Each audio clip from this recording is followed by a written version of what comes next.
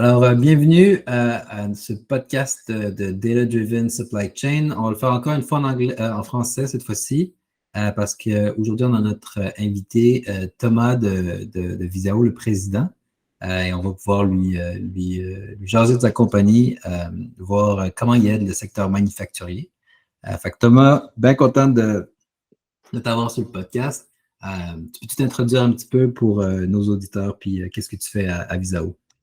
Ben oui, certainement. Puis merci de l'invitation. Mon nom, c'est Thomas. Je suis le président fondateur chez Visao.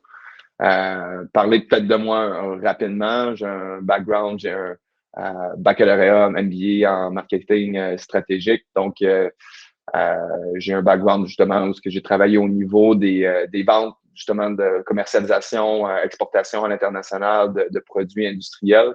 Ce qui justement était un peu la bougie d'allumage à l'entreprise de Visao. Donc, on a une entreprise qui est basée c'est ça, à Montréal, à Québec. On spécialise c'est ça, dans le développement de notre logiciel. On a une équipe dans le fond d'intégration et développement de logiciels. Donc, on travaille spécifiquement, c'est ça, avec des entreprises manufacturières dans les secteurs d'activité relativement large, mais beaucoup principalement là, pour de la machinerie industrielle, de l'équipement industriel. Donc, ça peut toucher dans le fond à différents secteurs, mais même l'équipement de transport, équipement medtech. Donc c'est ça. Donc, c'est une solution qu'on commercialise au Québec. On a également là, commencé à faire des avancées aux États-Unis, en Europe. Donc, faire ça rapide, ouais, ça ressemble à ça. Cool, parfait. Puis, peux-tu expliquer un petit peu comment ça fonctionne, ta technologie puis ton produit que tu vends? Oui, bon, pour expliquer un peu, ça revient à faire un peu un historique à Visao, mais pendant justement les 2 premières années de notre existence, on était dans le fond une entreprise de services. Donc, ce qu'on faisait, la mission, c'était de permettre aux entreprises manufacturières d'utiliser la 3D pour les aider à communiquer leur savoir-faire. Donc, c'était très orienté vente et marketing. On a vu également qu'il y avait ce même besoin-là parce qu'à la fin, faire du contenu, faire des présentations, c'est également très important pour le service après-vente, la formation. Mais on s'est surtout focusé sur les applications qui étaient en vente et marketing initialement. Donc, on était dans la formule, comme j'expliquais, de services. Donc, on crée des applications web, applications mobiles, iOS, Android, qui permettaient, dans le fond, d'utiliser des modèles 3D pour faire des démonstrations. Principalement, montrer le produit, ce qu'on appelle en temps réel, en real time, donc ce qu'on peut venir justement interagir avec le produit, donc le faire tourner, zoomer, le voir en détail, avec des animations et des configurations. Le but derrière tout ça, on voulait évidemment vouloir développer une solution ou un logiciel. Les 2 premières années ont aidé beaucoup de valider les différents pain points qu'on voyait, particulièrement pour des équipementiers, des OEM qui avaient des produits particulièrement lourds, complexes, difficiles à démontrer. Donc, on a vraiment tailor-made la solution sur mesure pour répondre aux besoins et aux processus d'affaires de ces entreprises-là. Donc, c'est ça. Donc, après les deux premières années, on s'est lancé. Il y a 2 ans, là, déjà maintenant, sur le développement de notre logiciel qui est 100% basé sur le web, donc qui permet de faire, dans le fond, la création de modèles 3D. Donc, notre point d'ancrage, c'est vraiment des dessins CAD, des dessins industriels qui sont à la disposition, dans le fond, déjà de nos clients. On permet de générer des modèles 3D qui sont ultra légers, qui sont également voués à être utilisés d'une manière publique. Donc, on enlève les éléments de propriété intellectuelle qui peuvent être qu'on souhaite ne pas avoir démontré à ce moment-là. Puis on va permettre également d'animer les produits et de les configurer. Donc, une fois que le modèle est fait, on peut les démontrer, dans le fond, un peu comme on peut s'imaginer, dans le fond, dans un PowerPoint.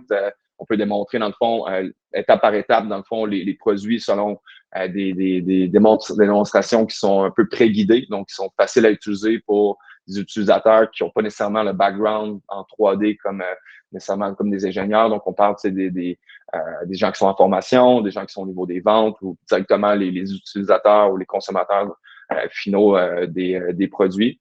Donc c'est ça. Donc, basically, c'est ça. On a un éditeur de contenu qui permet d'ajouter du contenu autour du modèle 3D qui va être démontré, personnaliser l'écran de visionnement. Donc, on a vraiment une solution complète en termes de logiciels pour permettre, dans le fond, à des équipementiers, à des manufacturiers d'utiliser leur dessin cadre et de leur permettre de présenter leurs produits tels qu'ils souhaitent sur le web. Donc, on a la version produit, mais on a également une équipe d'intégration parce qu'on sait que beaucoup de nos clients ont des enjeux au niveau de la disponibilité de leurs ressources pour s'impliquer dans tel projet, surtout sur les phases initiales, comme justement, ça peut, on peut avoir des contraintes au niveau des disponibilités des ingénieurs, des gens, même au niveau de marketing ou de formation. Donc, le but de cette équipe-là, c'est voué à accélérer vraiment, empower nos clients, avoir premièrement un premier projet ou ça peut être même des projets complets pour accélérer l'exécution, la mise en application. Ça, c'est vraiment cool, honnêtement, d'avoir commencé comme service, d'avoir écouté les clients, livrer du stock, puis après ça, de voir un petit peu qu'est-ce qui est c'est commun avec tout ça, puis où est-ce que vous créez le maximum de valeur, là. Moi, j'adore ça quand les compagnies commencent comme ça, à place d'essayer de commencer par c'est quelque chose de général sans avoir parlé aux clients nécessairement. Puis là, tu lances, puis tout le monde s'en fout complètement. Mais là, c'est intéressant parce que ici, je vois qu'il y a plusieurs segments d'utilisation possibles. Tu sais, il y a le monde en vente, il y a le monde pour entraîner le monde. C'est quoi peux-tu expliquer un petit peu c'est quoi les différents segments qui sont utiles, puis où est-ce que vous avez eu de l'impact à vos clients? Oui, exact. Mais pour venir à ton premier point, moi, je pense que c'est bien, justement, j'ai pas un background technique de développeur de logiciels ou concepteur 3D. Fait que, initialement, je pense peut-être ça peut être perçu comme un désavantage, mais moi, j'ai toujours vu comme un avantage parce que mon focus, ma capacité pour moi, ce que je voulais réellement faire, c'est aller voir les utilisateurs, ce qui était visé, comme j'expliquais un peu plus tôt, vraiment des gens en commercialisation, des gens en mise en marché de produits, puis et de comprendre c'est quoi leurs problèmes, c'est quoi les enjeux, puis qu'est-ce qu'ils voulaient mettre en place là, finalement à la fin. Donc, ça a été vraiment plus justement du pull de leur information, de ce que j'allais chercher du marché que du push. Donc, pour en venir à ça, justement, c'est ce qu'on a vu. Puis l'entreprise puis nos applications évoluent vraiment beaucoup au rythme de justement des points de valeur qu'on voit qu'on peut générer à l'aide de notre produit en ce moment pour notre client. Donc, initialement, c'est ça. Lorsqu'on parle de mise en marché, premièrement, tout simplement, à partir du site web. Donc, si on veut, c'est souvent dans le cycle, dans le fond, d'achat d'un client, ça va être le premier point d'entrée ou le premier point où est-ce qu'on va s'informer sur la solution. Donc, on permet justement de présenter les produits dans les pages de produits directement en 3D des clients. On peut parler des outils un peu plus complexes, tels que des configurateurs 3D, qui vont nous permettre vraiment de venir démontrer des variations de produits, de permettre vraiment là, de customiser le produit tel quel que le client finalement veut l'avoir selon différents choix de configuration. Après, de ce qu'on parle un peu plus au niveau des ventes, donc ça peut être vraiment un outil de démonstration, autant pour des démonstrations qui sont à distance, donc évidemment, comme c'est sur le web, pour le présenter en partage d'écran, en vidéoconférence, ça va super bien en personne. On a beaucoup de clients qui l'utilisent également pour des expositions commerciales. Donc, c'est beaucoup nos principaux cas d'utilisation pour les ventes et marketing. On a également aussi une technologie de réalité augmentée qui permet de prévisualiser dans l'environnement réel le produit en 3D. Donc, c'est particulièrement apprécié pour tout ce qui est question des dimensions du produit, donc pouvoir les placer justement sur un plancher d'usine, voir la machine, comment serait placée, c'est quoi la taille exacte. Donc, ça, c'est une utilité aussi qui est perçue. Donc, c'est peut-être plus ça pour le volet vente et marketing. Si on parle un peu plus de ce qui touche des services après-vente, donc de la documentation, on a vu, là, on a toujours su qu'il y avait un besoin vraiment de ce côté-là, mais on a patienté d'avoir vraiment des cas concrets avec des clients qui étaient prêts à s'investir dans le développement justement de ce type de projet-là avant de se lancer dans ce tel type d'application-là. Mais on peut parler justement des manuels d'instruction, vraiment des séquences de démonstration qui vont permettre aux utilisateurs finaux ou aux intégrateurs, peut-être des distributeurs, des concessionnaires, d'accéder dans le fond à ce contenu-là, qui est une démonstration en 3D du produit pour démontrer n'importe quel type de processus qui aurait besoin d'être réalisé avec le produit. Donc, on parle de maintenance, remplacement de pièces. Donc, ça peut toucher assez large. Puis dernièrement, ce que je peux parler également, c'est tout ce qui est de manuel de pièces. Donc, c'est un de nos des gros volets où ce qu'on veut toucher, dans le fond, là, pour la prochaine année, où ce qu'on on a vu pendant longtemps là, des manuels imprimés, des formats qui sont plus trop utilisés. Et non seulement que c'est plus trop utilisé, mais qui prennent quand même un temps important à générer. Donc, c'est vraiment je dirais, là, des dernières applications là, vraiment importantes qu'on vise ou qu'on développe en ce moment là, avec nos clients. Ah, mais ça, c'est quand même cool, tu sais, de pouvoir se plugger directement aux données puis les rendre utilisables straight up. Tu sais, j'imagine peut-être un peu, mais tu te connectes directement à la database, tu simplifies le modèle, tu enlèves les affaires d'IP, puis le PAF, tu sais, c'est dans ton catalogue directement, tu es capable de le browse, puis s'il y a un changement de ton ingénieur, tu peux le propager ou quelque chose, là. Je pense qu'il Exactement.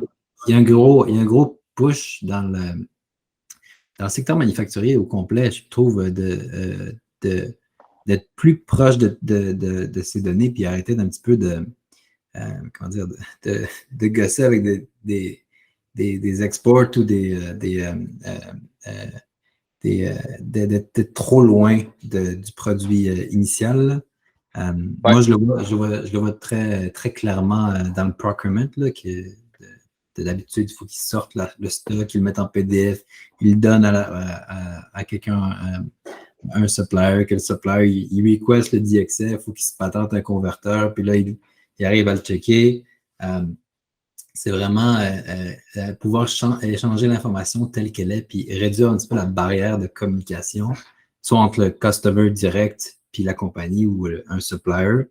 Je vois ça comme un gros trend qui commence à arriver dans le secteur manufacturier québécois, puis juste global en général, là. Exact. Ben, je pense que, puis exactement comme vous le faites, puis je pense que c'est juste une question des technologies, des procédures d'affaires des fois qui sont différentes, mais à la fin, je pense que c'est tout au niveau de la valorisation des données qui sont déjà existantes. Veux pas pour permettre justement la mise en place de technologies comme celle d'Axia ou celle de Visao. Faut déjà être capable de prendre en compte les données qui sont déjà générées, comment on est capable justement de streamliner ça, de créer de la valeur à partir dans le fond des technologies, des processus on va mettre en place pour créer justement de la valeur à la fin de ça. Donc, je pense, peu importe la manière, peu importe l'incitatif ou si on veut le format que ça peut prendre, je pense que pour nous, c'était vraiment la donnée cadre, ce qu'on a vu à partir de là. Maintenant, évidemment, là, il y a d'autres types de données qu'on peut utiliser. Ça serait du point cloud à partir de des scans également qui sont générés. On peut tout simplement même modéliser vraiment from scratch des modèles, mais c'est vraiment ce qu'on valorise. Dans notre cas, c'est toute la donnée cadre qui est déjà disponible. C'est ce qui est le plus remarquable, ce qu'on voit dans ce cas-là, c'est que je pense que les gens sont surpris et se rendent compte à quel point rapidement on est capable de faire des choses exceptionnelles qui sont utiles, qui créent de la valeur à partir de des fichiers dans lesquels ils ont déjà l'information, ils ont déjà ça. Fait que je pense que c'est un peu comme vous réussissez à réaliser, mais c'est de mettre en place des processus qui permettent évidemment de réaliser ça rapidement. Mais c'est également là, de mettre beaucoup de créer une chaîne de valeur qui est faite à partir de la donnée qu'on va augmenter, qu'on va valoriser dans notre processus technologique. Exact. Puis en parlant de technologie et de statu quo, là, comment vous différenciez votre produit avec les autres produits ou les technologies un peu existantes chez vos Ouais, clients?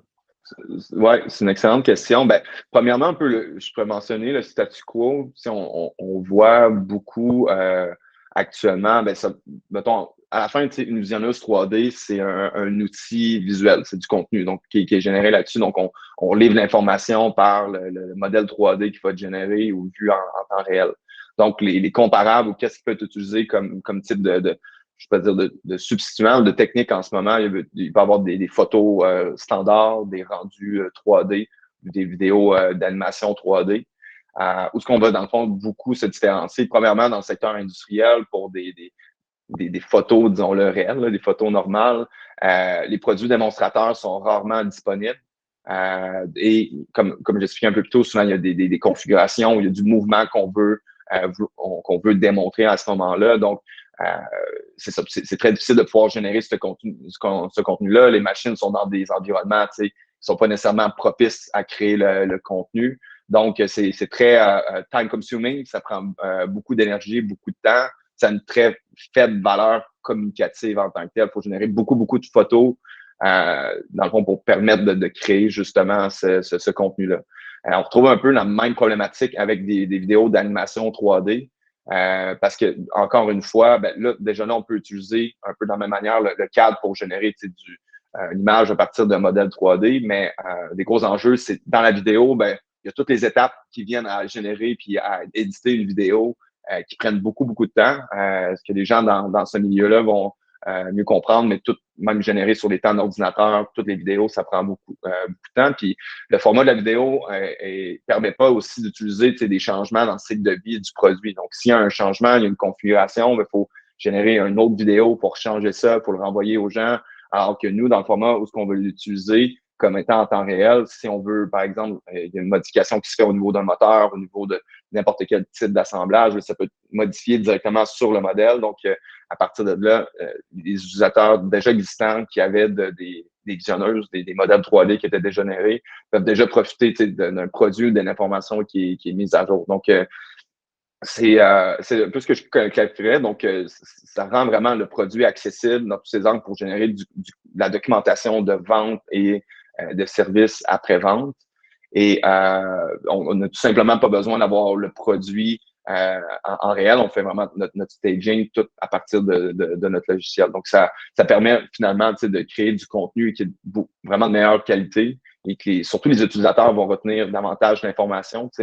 On marque là, généralement jusqu'à 75% davantage de rétention d'informations comparativement aux médias traditionnels utilisés. Donc, c'est vraiment là où on se démarque. Puis nous, en termes, je dirais peut-être de technologie et de notre logiciel, puis de notre équipe d'intégration, c'est vraiment, on est streamliné justement à faire au niveau technologique la conversion, l'optimisation de ces modèles-là, les modèles cadres qui sont pas à la base générés puis définis ou qui sont pas faits pour générer le type de contenu qu'on vise à faire. Donc, c'est vraiment de passer ce monde-là du paramétrique au géométrique, de faire tout ça. Je dirais qu'on a des super bonnes technologies et d'expertise en interne pour permettre de faire ça. Mais à la fin aussi, c'est d'être capable de s'arrimer ça, d'arrimer notre solution, notre logiciel pour les appliquer dans des applications concrètes. Parce qu'à la fin, c'est les mêmes procédures d'affaires de qu'est-ce qui se font en ce moment. Là. Donc, on parlait de formation, on parle de mise en marché, de démonstration avec des clients.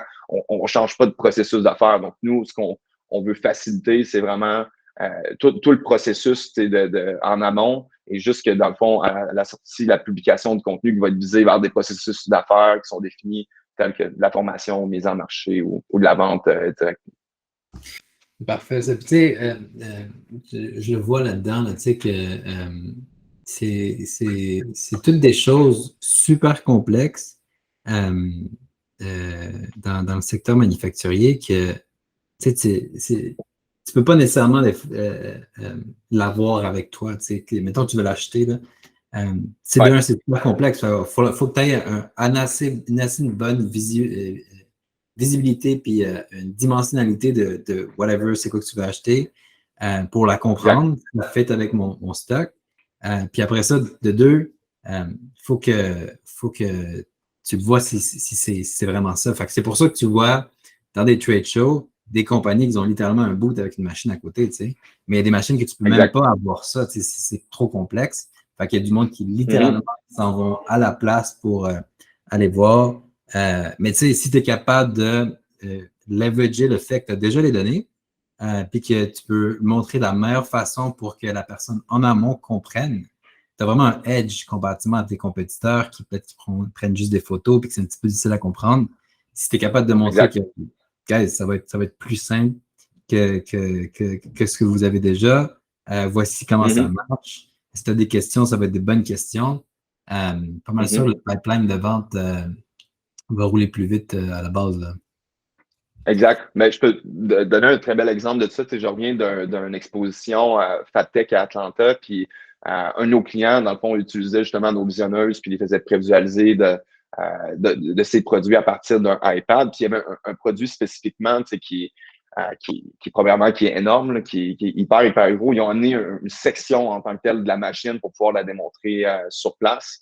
Puis, moi l'idée, je suis pas en train de lancer l'idée que donner aucun produit, ça n'a aucune valeur ou d'aller dans ce sens-là. Ce qu'on valorise davantage, c'est de dire, OK, avec un modèle 3D, on est capable d'en montrer davantage. Puis justement, cet exemple-là, ben, il y avait seulement une partie de la machine qui était la cellule robotisée, qui n'était pas complètement fonctionnelle dans l'exposition, alors que sur l'iPad, on a vraiment la complète ligne d'assemblage avec le convoyeur, avec tout l'élément, toute l'utilisation qui était simulée, qui peut être démontrée en temps réel. Fait que on voyait les représentants présenter avec le iPad virtuellement à partir de là, puis c'est plus utile qu'avec le produit qui était à deux pieds d'eux autres. Fait que c'est ça un peu l'idée, puis c'est de non seulement de pouvoir le démontrer sur un seul de produit, parce qu'encore une fois, la plupart de nos clients ont plusieurs types de produits, plusieurs types de configurations sur les produits. Fait que ça encore aussi, c'est pas tenu en compte par des produits démonstrateurs. Donc, en créant vraiment des doubles digitaux, des produits comme ça, on a toute la liberté de montrer toute sa gamme de produits, vraiment de la manière que le produit génère de la valeur pour le client. Et c'est ça, de le communiquer facilement. Donc, c'est vraiment ça l'idée. Tu sais, ici, moi, je le vois parce que je suis comme en amont du tunnel, là. Moi, je suis avec le customer quand il veut faire la patente avec les suppliers. Mais tu sais, la patente existe dans la tête des ingénieurs, puis ils sont comme, bon, on a besoin de cette patente-là de 6 tonnes. C'est comme ça qu'elle va être assemblée, puis voici les pièces, puis là, il t'envoie ça en soumission. Mais le monde est quand même capable de se le figurer, puis de l'imaginer, puis de voir, OK, ouais, ça va être ça. C'est un milieu manufacturier où est-ce que routinement, le monde, ils font ça. Ils sont capables de, à partir d'une abstraction en 3 dimensions, 2 dimensions, avec des méta-informations, être capable de décider, je suis même capable de fabriquer cette patente-là ou pas. Puis après ça, tu es capable de dire, si tu prends le même setup qui existe depuis longtemps entre le monde de procurement et les suppliers, tu flippes ça entre les acheteurs et la compagnie qui vend les machines, c'est clair que c'est une valeur ajoutée parce qu'on sait déjà que le step peut se faire. Là. Exact. Mais je pense que dans le processus de procurement, il y a différents éléments qui sont à prendre en compte. Oui, il y a le produit, il y a la qualité du produit qui est derrière ça, mais je pense que si on se met à peau d'un acheteur, je crois que d'avoir premièrement, une information comme là, on parlait de la visionneuse, mais d'avoir davantage et plus rapidement de l'information qui est valable sur le produit. On n'a pas nécessairement besoin de se déplacer sur place. On peut le faire tout de même, peut-être dans des phases finales, surtout pour des équipements qui sont d'une valeur, un investissement qui est justifié. Mais le plus pour un vendeur, qu'on aide les acheteurs à acheter, à comprendre la valeur du produit qu'on fait derrière ça. Je pense que c'est super bien. Il y a d'autres technologies aussi qui permettent de le faire, qui sont peut-être un peu plus connues. Si on parle des CRM, d'avoir des processus qui sont mis en place pour générer des cotations rapidement. C'est tout un cycle, c'est plein d'éléments qui vont créer de la valeur, dans le fond, à notre acheteur final, qui vont faciliter aussi le processus de procurement. Il faut prendre en compte juste simplement la personne qui est de l'autre côté de la chaise, puis faciliter son travail. Je pense qu'on l'a vu beaucoup dans le secteur B2C, par exemple, avec du commerce en ligne, puis une entreprise comme tout le monde connaît, comme Amazon, qui ont développé des outils technologiques. Tout le système est pensé pour faciliter l'achat. Puis après, je pense non seulement pour Amazon, mais pour même des entreprises qui font du B2B, B2C, qui font de la commercialisation directement en ligne. Tout est accessible de cette manière-là. Je pense qu'à la fin, on est dans une évolution vraiment plus dans le B2B de ce type de processus-là aussi. Fait que, oui, il y a des besoins, il y a des éléments qui restent derrière ça, mais à la fin aussi, c'est des humains là, qui sont derrière ça aussi. Donc, on a déjà vécu cette transition-là dans d'autres sphères de notre travail ou de notre vie. Mais maintenant, on le voit, c'est simplement une mise en application d'un peu ces mêmes principes-là, mais dans B2B. That's it. Puis en parlant du secteur manufacturier et du B2B, c'est quoi les challenges principaux que vous avez fait face ou que vous êtes en train de faire face dans ce secteur-là? Oui, mais c'est une très bonne question. C'est sûr qu'initialement, la plupart de nos clients, c'est des entreprises qui sont établies depuis des dizaines, des décennies, même plus que 50 ans. Donc, évidemment, pour collaborer avec des plus jeunes entreprises, des fois, ça va être un peu plus insécurisant ou une perception du risque qui va être un peu plus forte. Je pense que on a dû travailler pour mériter leur confiance, puis je pense que c'est normal aussi. Parce qu'à la fin de tout ça, c'est du temps aussi qu'eux doivent investir à collaborer avec nous. Donc, je pense que, un peu comme n'importe quelle entreprise, nos premières preuves de montrer ce qu'on avait dans le ventre, tout simplement, c'est certain que ça a été un défi. Puis, ce qu'on a très bien réussi, puis on est chanceux, je pense, particulièrement au Québec, au Canada, on a des super belles entreprises locales, beaucoup d'entreprises qui mettent de l'avant l'innovation.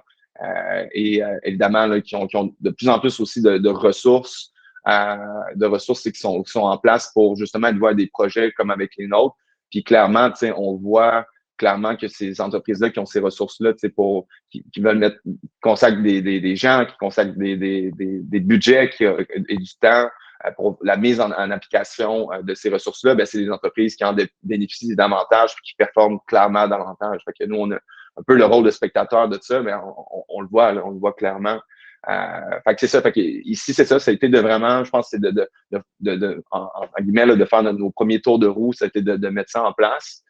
Également, davantage en avançant, quand on avançait, il y avait toujours plus de choses qu'on voulait faire que nécessairement, qu'on avait la capacité, en termes de développement, en termes de ressources de pouvoir réaliser. Fait que je pense que c'était un défi de priorisation. Je pense qu'on le voit même c'est pas juste des startups, mais même des plus grandes entreprises doivent prioriser, mais je pense que nous, on doit le faire encore plus davantage, évidemment, là, dans le contexte. Fait que c'était certainement ça. Mais par la suite, tout, on dirait, s'est fait quand même relativement rapidement et très bien. C'est certain qu'encore une fois, c'est un cercle. Je ne sais pas qu'il est fermé. Il y a plusieurs endroits où on peut se rencontrer, des événements qui restent de cette manière-là. Mais c'est certain qu'on travaille avec des gens qui ont beaucoup de travail, beaucoup de choses sur les épaules. Fait que juste de se faire connaître dans le milieu, puis aller de cette manière-là. Donc, ça nécessite du travail, puis qu'est-ce qu'il faut. Mais ça, je pense qu'on tranquillement, on a réussi à se faire une place vraiment intéressante déjà dans le marché local, puis on commence rapidement, puis vraiment d'une manière organique à nous amener sur des projets qui sont à l'étranger déjà. C'est certain qu'on voit, on a toujours vu, j'ai toujours su qu'il y avait un gros potentiel rapidement pour faire ça. Mais on voulait vraiment prioriser nos efforts, premièrement, pour aider les entreprises locales, des entreprises d'ici, à rayonner davantage eux-mêmes, à l'étranger et localement aussi. Fait que c'est certain que ça, on va toujours vouloir avoir un œil particulier puis une attention pour nos entreprises ici locales. Mais clairement, pour nous, là, il y a un gros potentiel. On l'a toujours vu. Puis on doit, dans le fond, focusser davantage là-dessus. Donc, c'est un peu vers là qu'on va davantage focusser, je dirais, peut-être pour les prochains mois, les prochaines années. Cool. Puis, moi, je viens pas du milieu manufacturier, mais quand je suis embarqué là-dedans, dans ma tête, le milieu manufacturier, c'était très fermé, c'était très. J'en avais aucune idée vraiment c'était quoi, puis ça ressemblait à quoi. Mm-hmm. Mais j'étais agréablement surpris au niveau des adoptions technologiques, à quel point ils étaient ouverts d'esprit. Puis, une fois que tu fais tes petites preuves au début, puis qu'il y a quelqu'un qui décide, OK, on va le tester, cette patente-là. Le network effect, le bouche à oreille dans un milieu comme ça, c'est fou, là, tu sais. Le reach que tu peux avoir si tu es vraiment customer focus, puis que tu donnes de la valeur, puis tu as un bon service client, c'est quasiment du lead generation gratuit, tu sais. Puis le prochain qui arrive, là, tu sais, il est vendu que toi, tu peux l'aider, puis qu'il est prêt à prendre un autre bet sur toi. Puis c'est ça que tu disais un petit peu, faire que la roue, elle tourne. C'est vraiment ce premier push initial parce qu'il faut que tu fasses tes preuves qui est le plus difficile dans ce milieu-là. Mais une fois que c'est fait, c'est vraiment un milieu qui va te supporter et il va faire en sorte que ça marche. Là. Je suis d'accord avec toi. Cool. Puis c'est quoi les prochains steps pour Visao? C'est quoi vos plans pour 2023? Oui, beaucoup de choses. Beaucoup de choses. Je pense que en termes, comme je parlais un peu de stratégie, peut-être en niveau produit, de développement, on veut porter une attention, tu sais, c'est certain beaucoup au tout ce qui est de formation, service après-vente. Donc, on l'a vu, tu sais, déjà technologiquement, à partir de si on veut la technologie, le logiciel qu'on a déjà, ça répond très bien aux besoins qu'on a rencontrés avec nos clients.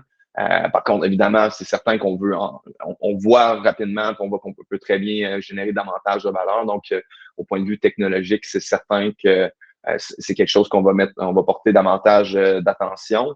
Un peu comme j'ai mentionné aussi plus tôt, tout ce qui est trait à de l'exportation, tu sais, on en parlait juste avant de commencer l'appel ensemble, mais on voit là, clairement les expositions commerciales, tu sais, prendre beaucoup en activité. Donc, ça, c'est certain qu'on on va forcément là, quand même beaucoup voyager, participer à des activités locales, mais également là, internationales, particulièrement aux États-Unis et en Europe.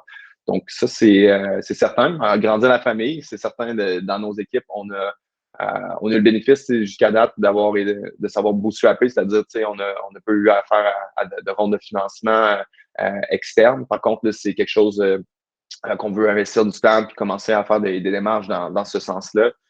On veut vraiment, dans le fond, là, accélérer autant notre commercialisation, puis dans le fond, d'aller toucher des marchés externes et locaux, puis créer davantage de valeur avec les clients qu'on a également, davantage qu'on a déjà ici aujourd'hui. Fait que ça, c'est des éléments qui sont pas mal visés. Sinon, évidemment, on a accès à beaucoup de ressources au Québec, je pense à Montréal, dans la ville de Québec également, puis au Canada en général, tu sais, pour justement des aides, des programmes pour supporter aussi nos croissances. Donc, ça, c'est certain qu'on veut toujours continuer à faire des projets avec ces organismes-là qui nous ont aidés là, vraiment du premier jour encore à aujourd'hui. Fait que c'est certain qu'on va continuer de consacrer du temps, puis ça nous permet de garder nos équipes, les gens réussis, puis de créer de la valeur, de la propriété intellectuelle, puis des emplois de qualité, puis surtout également aider des manufacturiers locaux à mieux performer et à mieux gagner à travers le monde. Cool, fantastique. Ben, écoute, Thomas, merci d'être venu au podcast. Comment nos auditeurs peuvent te reach out, là, LinkedIn, Twitter, email? Oui, exactement. Sur LinkedIn, c'est où ce que je serais le plus actif. Donc, Thomas Paquin La Montagne sur LinkedIn. Donc, il y en a pas deux, il y en a pas trois. Fait que c'est assez facile de me retrouver. Fait que je suggérerais LinkedIn. Sinon, c'est pour les gens, évidemment, je pense que c'est toujours un peu plus abstrait de parler de 3D comme ça sans le voir tangiblement. Puis souvent, de mon côté, on pourrait démontrer des applications, ce qu'on réalise en 2-3 secondes, à ce moment-là, c'est compris. Ce que j'inviterais les gens, peut-être, c'est d'aller simplement sur notre site web, visao.ca, aller voir davantage d'informations à ce moment-là. Puis, surtout pas d'hésiter à me contacter ou directement à partir du site web, on peut prévoir un petit moment pour explorer et discuter ensemble, dans le fond, de vos défis, des défis qui sont rencontrés, comme j'expliquais, autant en vente, commercialisation que pour les services après-vente.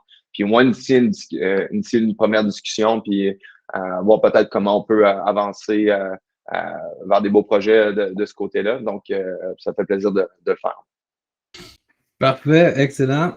Alors, vous pouvez catch up Thomas et puis cet épisode-là sur le Data Driven Supply Chain. D'habitude, c'est en anglais. On l'a fait en français cette fois-ci. Vous pouvez trouver les épisodes sur Apple, Spotify, YouTube aussi. Puis, on se voit la semaine prochaine. Merci beaucoup de l'invitation.